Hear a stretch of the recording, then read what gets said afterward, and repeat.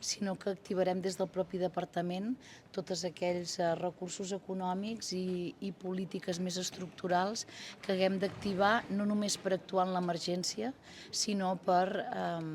adoptar solucions estructurals que, en cas de pluges com les que hem viscut, en l'àmbit d'infraestructures i en l'àmbit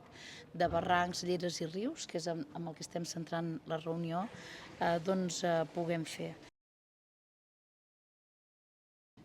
Des de l'ACA també hem pres el compromís i des del departament ens trobem en una zona on no tot és actuacions de l'ACA, tenim Blatxer, tenim el Xúquer, ens hem compromès a liderar totes les actuacions per tal que els ajuntaments no hagin de tenir aquestes interlocucions complexes, amb un finançament del 100% de les actuacions, tant en els trams urbans com en els que actuem en els trams fora d'allò que és urbà. Avui hem signat la resolució per tal de poder actuar des de l'emergència també en la neteja de lleres i rius i sediments. Aquest és un aspecte que els alcaldes ens han traslladat i així serà, neteja de sediments que dificulta també el pas de l'aigua perquè s'acumulen al llarg del temps. Les màquines començaran a treballar demà des de Mas d'Enverge i aniran actuant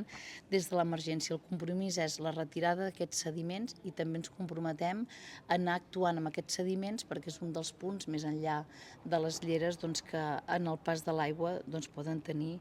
algunes dificultats. Hem pogut presentar un llistat que després us podem compartir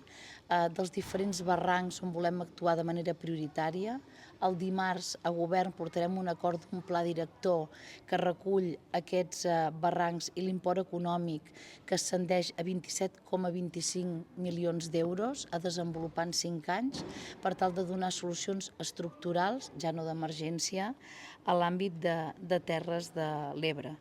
Hem afegit aquestes últimes hores fins a 4 barrancs en aquest llistat, aquests 27,25 milions d'euros, que s'ha vist en aquestes últimes vingudes que també